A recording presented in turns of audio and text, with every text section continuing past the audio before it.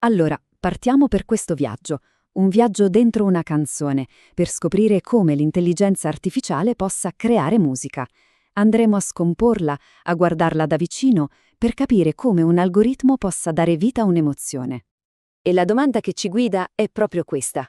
Come suona la malinconia quando non nasce da un'esperienza umana, ma da una macchina? Può davvero un'intelligenza artificiale comporre qualcosa che ci parli di nostalgia, di un ricordo che non se ne va? Beh, scopriamolo insieme. Ogni grande storia ha un inizio, no? E la nostra comincia proprio da qui, dalla nascita del tema principale, il cuore pulsante da cui tutto il resto prenderà forma e vita. E allora come comincia tutto? Il brano si apre e sentiamo subito il sassofono che ci presenta il tema principale, è quasi una dichiarazione di intenti, e sotto di lui, a sostenerlo, un contrabbasso delicato in walking bass e il pianoforte con accordi modali che creano un'atmosfera sospesa, quasi sognante.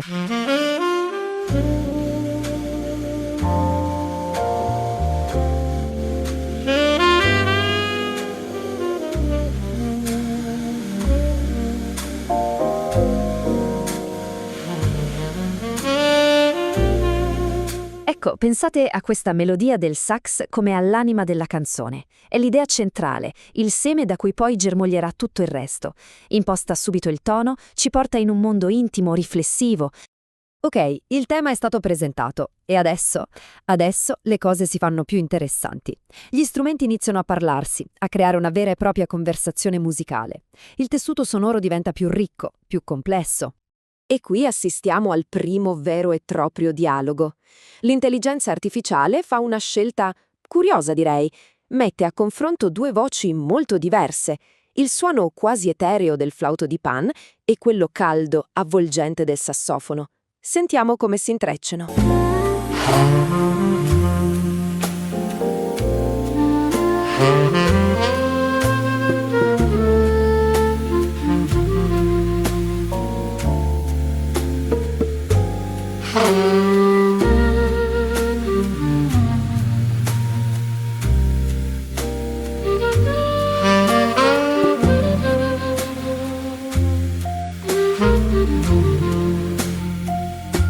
La cosa affascinante qui è proprio come questi due suoni, così diversi, si cerchino, si rispondano, si avvolgano l'uno con l'altro. Non è una semplice sovrapposizione, ma una conversazione che aggiunge profondità alla narrazione, la rende più sfaccettata. Dopo questo duetto è il momento che una voce si prenda il suo spazio, che emerga con più forza. E infatti il sassofono si prende il centro della scena per il suo primo assolo. Ma attenzione, non è solo uno sfoggio di bravura, c'è di più. Questo assolo è una riflessione. È il sassofono che ripensa al tema iniziale, lo esplora, lo reinterpreta, ce lo fa sentire da un punto di vista completamente nuovo. E proprio qui arriva un momento di svolta. La musica strumentale fa un passo indietro, si mette quasi in attesa, perché sta per entrare in gioco un elemento cruciale. La voce umana, che porta con sé le parole e un nuovo, potentissimo strato emotivo.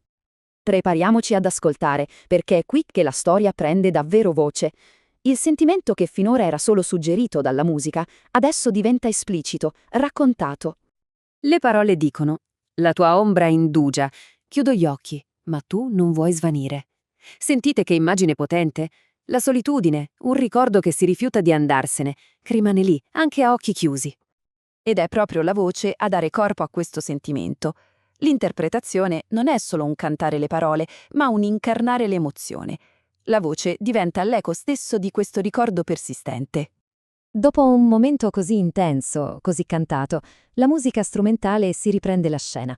E lo fa con una sezione dedicata all'esplorazione, alla libertà, a un'improvvisazione dinamica e piena di espressività.